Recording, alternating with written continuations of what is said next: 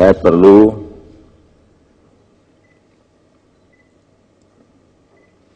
menginformasikan bahwa saya itu orang industri.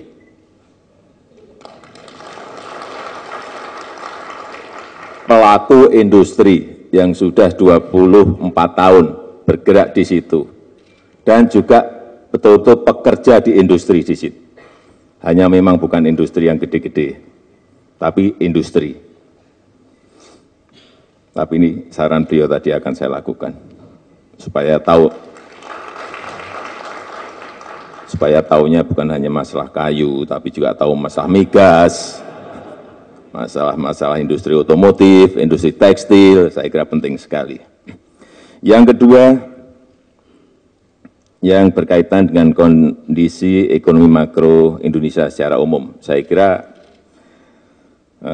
artikel 4 IMF yang dipublikasikan seminggu yang lalu secara umum mengatakan bahwa kondisi ekonomi Indonesia baik dari sisi moneter, dari sisi fiskal maupun struktural.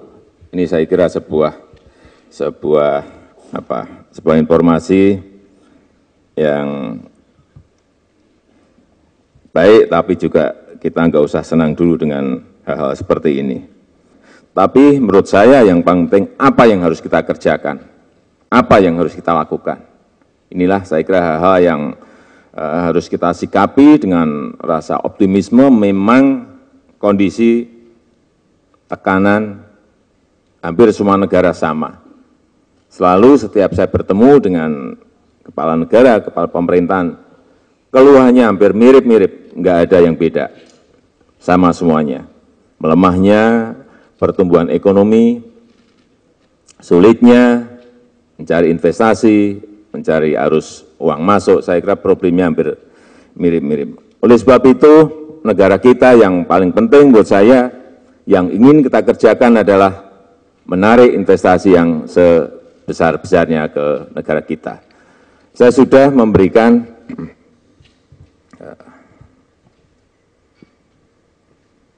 perintah jelas kepada tim ekonomi, terutama kepala BKPM, bahwa target-target investasi yang masuk ini harus betul-betul dikejar dengan cara apapun.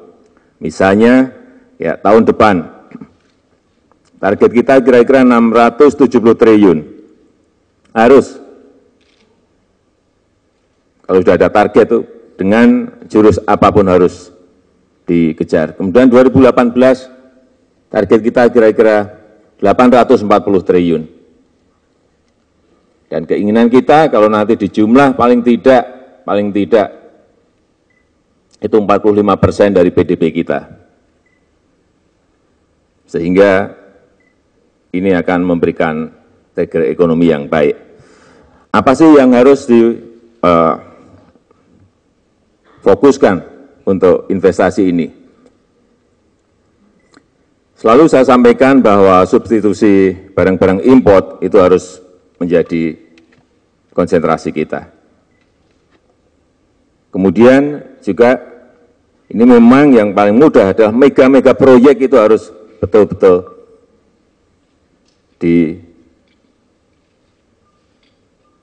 diselamatkan. Baik yang berupa investasi 3 miliar US dollar, 6 miliar US dollar, 15 miliar US dollar. Hal ini akan memberikan trigger ekonomi yang baik pada pertumbuhan ekonomi kita. Dan yang terakhir, sekarang dengan terpilihnya Presiden terpilih Donald Trump menjadi Presiden Amerika. Praktis semua mata uang di seluruh dunia ini praktis melemah terhadap US dollar. Bukan hanya rupiah, sekali lagi bukan hanya rupiah. Bahkan menurut saya rupiah relatif stabil dibandingkan dengan mata uang yang lainnya. Dan ini yang dilihat saat kampanye kebijakan Donald Trump untuk America First sama dengan, menurut saya ya sama dengan dolar nanti akan jalan sendiri.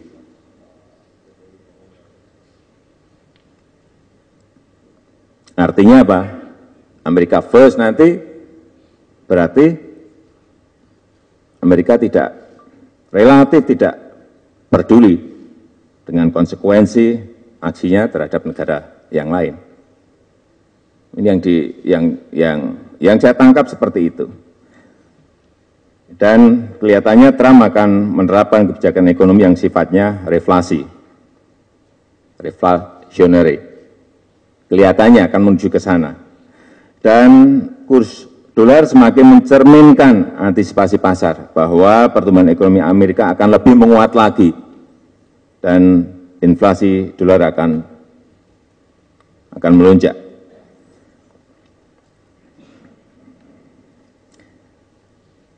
Artinya apa? Artinya bahwa kurs rupiah dolar semakin tidak mencerminkan fundamental perekonomian Indonesia.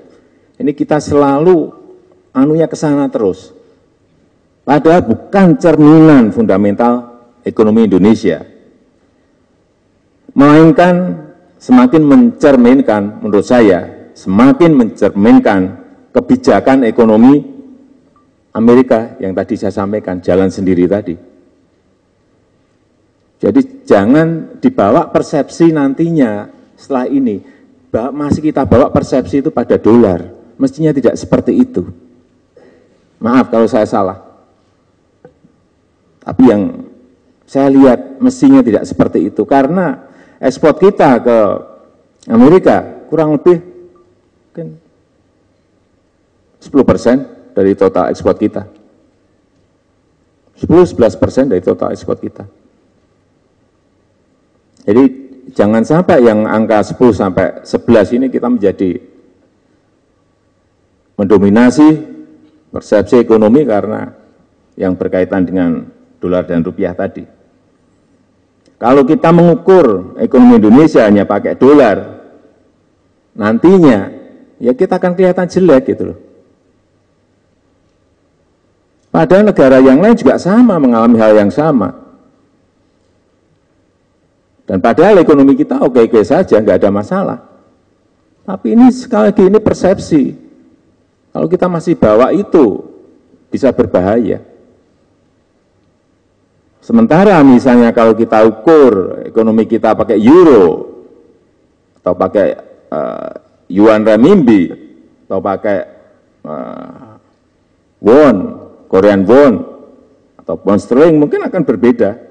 Dan mungkin akan kelihatan jauh lebih bagus. Tapi sekali lagi kita sudah bertahun-tahun selalu melihat dolar dan rupiah. Sekali lagi, menurut saya bahwa kurs rupiah dan dolar bukan lagi tolak ukur yang tepat.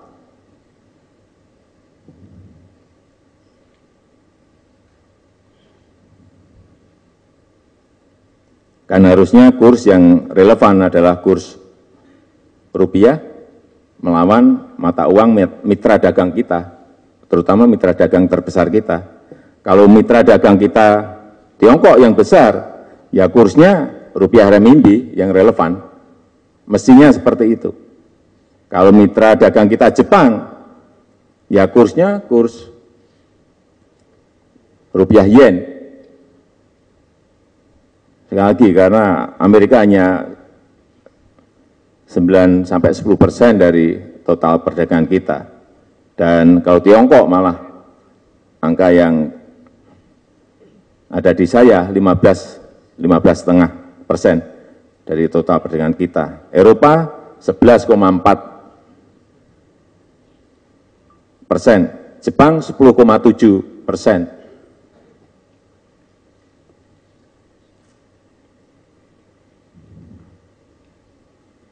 Karena ini penting sekali untuk mengedukasi publik untuk tidak lagi hanya memantau kurs mata uang mereka terhadap US dollar semata, tapi memakai patokan yang lebih komprehensif.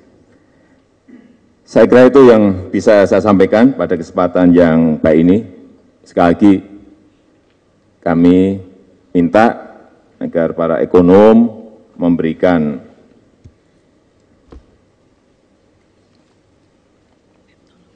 kritik, saran, mengingatkan hal-hal yang berkaitan dengan ekonomi makro maupun ekonomi mikro kita. Apabila ada hal yang keluar dari rel, silakan saja disampaikan kepada saya setiap saat, kapanpun, 24 jam saya terima dengan senang hati untuk perbaikan negara dan bangsa kita.